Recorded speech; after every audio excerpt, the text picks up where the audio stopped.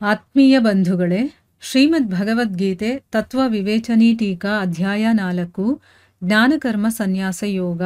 ಇದರಿಂದ ನಾವು 39ನೇ ಶ್ಲೋಕವನ್ನು ತಿಳ್ಕೊಳ್ತಾ ಇದ್ವಿ.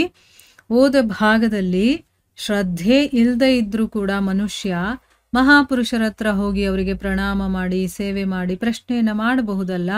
ಮತ್ತು ಜ್ಞಾನ ಪ್ರಾಪ್ತಿಯಲ್ಲಿ ಶ್ರದ್ಧೆಗೆ ಪ್ರಾಧಾನ್ಯತೆಯನ್ನು ಯಾಕೆ ಕೊಡಬೇಕು ಅನ್ನುವಂಥ ಪ್ರಶ್ನೆಗೆ ಉತ್ತರವನ್ನು ತಿಳ್ಕೊಂಡ್ವಿ. ಯಾಕೆ ಕೊಡಬೇಕು ಅಂತಂದರೆ ಶ್ರದ್ಧೆ ಅನ್ನೋದು ತುಂಬ ಇಂಪಾರ್ಟೆಂಟು.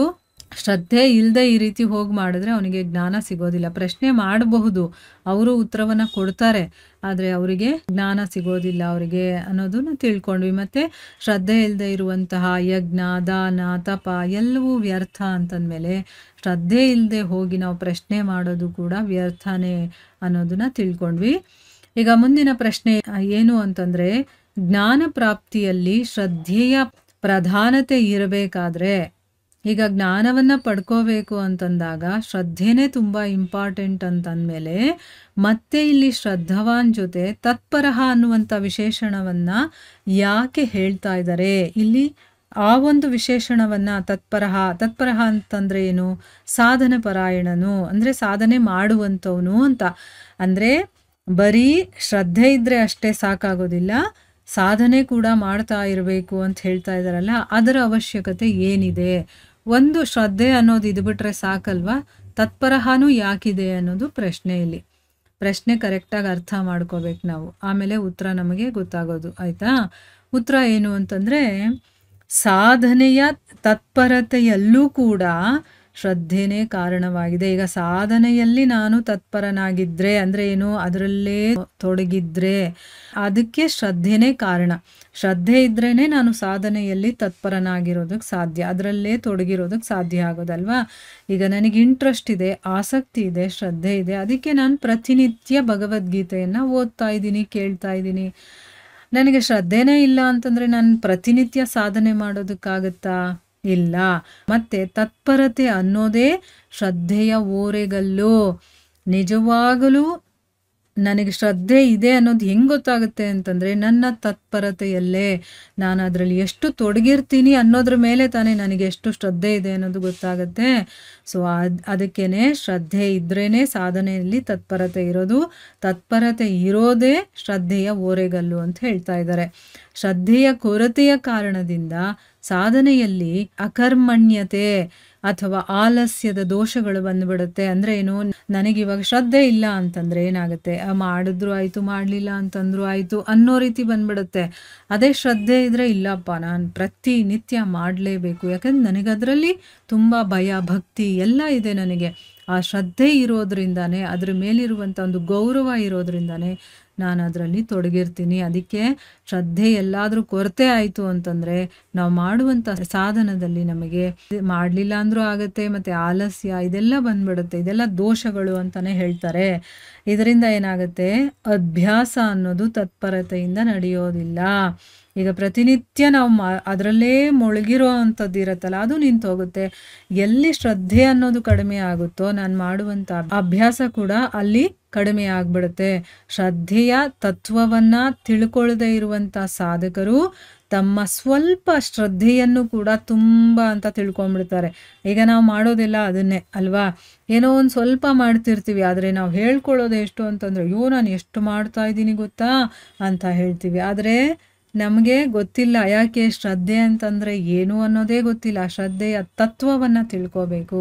ನೋಡಿ, ಶ್ರದ್ಧೆ ಅನ್ನುವಂಥ ಪದವನ್ನು ತಿಳ್ಕೊಳ್ಳೋದಲ್ಲ, ಅದರ ತತ್ವ ಏನು, ಶ್ರದ್ಧೆ ಅನ್ನೋದಕ್ಕೆ ಎಷ್ಟು ಚೆನ್ನಾಗಿ ಅವರು ಇಲ್ಲಿ ಎಕ್ಸ್ಪ್ಲೇನ್ ಮಾಡಿದ್ರು. ಮೊದಲು ನಾವು ತಿಳ್ಕೊಂಡ್ವಲ್ಲ, ಶ್ರದ್ಧಾವಾನ್ ಅನ್ನೋದ್ರಲ್ಲಿ ಅವರು ವೇದ ಶಾಸ್ತ್ರ ದೇವರು ಮಹಾಪುರುಷರ ವಚನಗಳು ಎಲ್ಲದರಲ್ಲೂ ಕೂಡ ನಮಗೆ ತುಂಬ ವಿಶ್ವಾಸ ಇರಬೇಕು, ಒಂದು ಪೂಜ್ಯ ಭಾವನೆ ಇರಬೇಕು, ಶ್ರೇಷ್ಠತೆ ಇರಬೇಕು. ಅದು ಶ್ರೇಷ್ಠ ಅನ್ನುವಂಥ ಭಾವನೆ ನಮ್ಮಲ್ಲಿರಬೇಕು. ಇದನ್ನು ಶ್ರದ್ಧೆ ಅಂತ ಹೇಳೋದು. ಈ ತತ್ವವನ್ನೇ ತಿಳ್ಕೊಳ್ಳದೆ ಇರುವಂಥ ಸಾಧಕರು ಏನೋ ಒಂದು ಸ್ವಲ್ಪ ಬೆಳಗ್ಗೆ ಎದ್ದು ಒಂದು ಚೂರು ಜಪ ಮಾಡಿಬಿಟ್ರೆ ಅಥವಾ ಮಂಗಳಾರತಿ ಮಾಡಿಬಿಟ್ರೆ ಅಥವಾ ಏನೋ ಒಂದು ಕೇಳಿಬಿಟ್ರೆ, ಓ ನನಗೆ ಎಷ್ಟು ಶ್ರದ್ಧೆ ಇದೆ ಅಂತ ಅಂದ್ಕೊಳ್ತಾರೆ. ಅಂದ್ಕೊಳ್ಳೋದ್ರಿಂದ ಏನಾಗುತ್ತೆ? ಆ ರೀತಿ ನಾನು ಯೋಚನೆ ಮಾಡೋದ್ರಿಂದ ಏನಾಗುತ್ತೆ? ಕಾರ್ಯದ ಸಿದ್ಧಿ ಆಗೋದಿಲ್ಲ.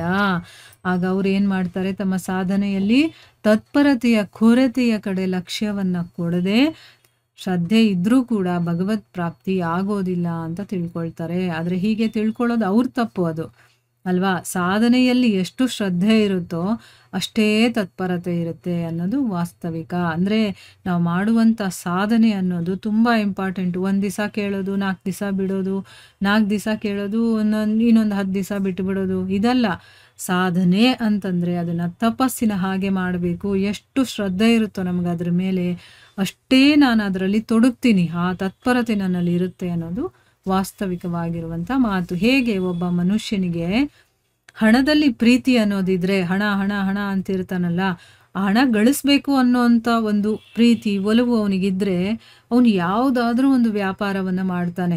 ಒಂದು ವೇಳೆ ಅವನಿಗೆ ಆ ವ್ಯಾಪಾರದಿಂದ ನನಗೆ ಹಣ ಸಿಗಬಹುದು ಅನ್ನುವಂಥ ಒಂದು ವಿಶ್ವಾಸ ಏನಾದರೂ ಇದ್ದರೆ ಅವನು ಆ ವ್ಯಾಪಾರದಲ್ಲಿ ಎಷ್ಟು ತತ್ಪರನಾಗ್ತಾನೆ ಅಂತಂದರೆ, ಅಂದರೆ ಅದರಲ್ಲಿ ಎಷ್ಟು ಮುಳುಗ್ತಾನೆ ಆ ಕೆಲಸದಲ್ಲಿ ಅಂತಂದರೆ, ತಿನ್ನೋದು, ಕುಡಿಯೋದು, ಮಲಗೋದು, ವಿಶ್ರಾಂತಿ ಪಡ್ಕೊಳ್ಳೋದು ಎಲ್ಲದರನ್ನು ಹೆಚ್ಚು ಕಡಿಮೆ ಅವನಿಗೆ ಅವನ ಶರೀರದಲ್ಲಿ ಏನಾದರೂ ತೊಂದರೆ ಆದರೂ ಕೂಡ ಅವನಿಗೆ ಅದರಲ್ಲಿ ಕಷ್ಟನೇ ಅನಿಸೋದಿಲ್ಲ. ಅಂದರೆ ಅಷ್ಟೊಂದು ಅವನು ಡೀಪಾಗಿ ಆಳವಾಗಿ ಆ ಕೆಲಸದಲ್ಲಿ ತೊಡಗಿಬಿಡ್ತಾನೆ. ಯಾಕೆ, ಅವನು ಹಣ ಗಳಿಸ್ಬೇಕು ಅನ್ನುವಂಥ ಆ ಒಂದು ಹಣದಲ್ಲಿ ಪ್ರೀತಿ ಅನ್ನೋದು ಇರುತ್ತಲ್ಲ, ಅದಕ್ಕೋಸ್ಕರ ಅವನು ಏನು ಬೇಕಾದರೂ ಮಾಡೋದಕ್ಕೆ ತಯಾರಾಗಿರ್ತಾನೆ, ಏನು ಬಿಡೋದಕ್ಕೆ ಬೇಕಾದರೂ ಅವನು ತಯಾರಾಗಿರ್ತಾನೆ. ಆ ರೀತಿ ಭಗವಂತನಿಗೋಸ್ಕರ ನಾವು ಮಾಡ್ತಾ ಇದ್ದೀವಾ? ಖಂಡಿತವಾಗ್ಲೂ ಇಲ್ಲ. ಮಾಡಬೇಕು. ನಾವು ಭಗವಂತನ ವಿಚಾರದಲ್ಲಿ ತೊಡಗೋದಕ್ಕೆ ಈಗ ಕೇಳೋದು ಅಂತಲೇ ಇಟ್ಕೊಳ್ಳೋಣ. ಕೇಳೋದು ಅಂತ ಬಂದಾಗ 1 ಅವರ್ ನಾವು ಅದಕ್ಕೆ ಅಂತ ಇಟ್ಟ ಮೇಲೆ, ಅಂದರೆ ನನಗೆ ಭಗವದ್ಗೀತೆ ಚೆನ್ನಾಗಿ ಅರ್ಥ ಆಗಬೇಕು, ನಾನು ಅದನ್ನು ಹೇಗಾದರೂ ಮಾಡಿ ಅರ್ಥ ಮಾಡ್ಕೊಳ್ಳೋದಕ್ಕೆ ಪ್ರಯತ್ನ ಮಾಡಬೇಕು, ಅದು ನನ್ನದಾಗಬೇಕು ಅಂತ ನಮ್ಮ ಮನಸ್ಸಲ್ಲಿದ್ದರೆ ನಾವು ಅದಕ್ಕೆ ಕಂಪ್ಲೀಟಾಗಿ ತತ್ಪರರಾಗ್ತೀವಿ. ಅಂದರೆ ಅದರಲ್ಲಿ ಶ್ರದ್ಧೆ ಇದೆ ನನಗೆ, ಅದಕ್ಕೋಸ್ಕರ ನಾನು ಏನು ಬೇಕಾದರೂ ಮಾಡೋಕ್ಕೆ ತಯಾರಾಗಿರಬೇಕು, ಎಲ್ಲವನ್ನ ಬಿಡೋದಕ್ಕೂ ತಯಾರಾಗಿರಬೇಕು. ಅಂದರೆ ಏನು, ಬಿಡಬೇಕು ಅಂತಲ್ಲ ನಾನು ಹೇಳ್ತಾ ಇರೋದು, ಆದರೆ ಅಷ್ಟು ನಾವು ಸೀರಿಯಸ್ ಆಗಿ ತಗೊಳ್ಬೇಕು. ಅದನ್ನು ನಾವು ತಿನ್ನೋದು ಕುಡಿಯೋದಕ್ಕೆ ಎಷ್ಟು ಇಂಪಾರ್ಟೆನ್ಸ್ ಕೊಡ್ತೀವೋ ಅದಕ್ಕಿಂತ ಹೆಚ್ಚಾಗಿ ಭಗವಂತನ ವಿಚಾರವನ್ನು ಕೇಳೋದಕ್ಕೆ ನಾವು ಕೊಡಬೇಕು. ಈ ರೀತಿ ತಿನ್ನೋದು, ಕುಡಿಯೋದು, ಮಲಗೋದು ಎಲ್ಲವನ್ನು, ನಿದ್ದೆ ಮಾಡೋದು ಮರ್ತು ಹೋಗ್ಬಿಡ್ತೀವಿ. ಆಮೇಲೆ ನನ್ನ ಶರೀರಕ್ಕೆ ಏನಾದರೂ ತೊಂದರೆ ಆದರೂ ನಮ್ಗೆ ಅದು ಕಷ್ಟನೇ ಅನಿಸೋದಿಲ್ಲ.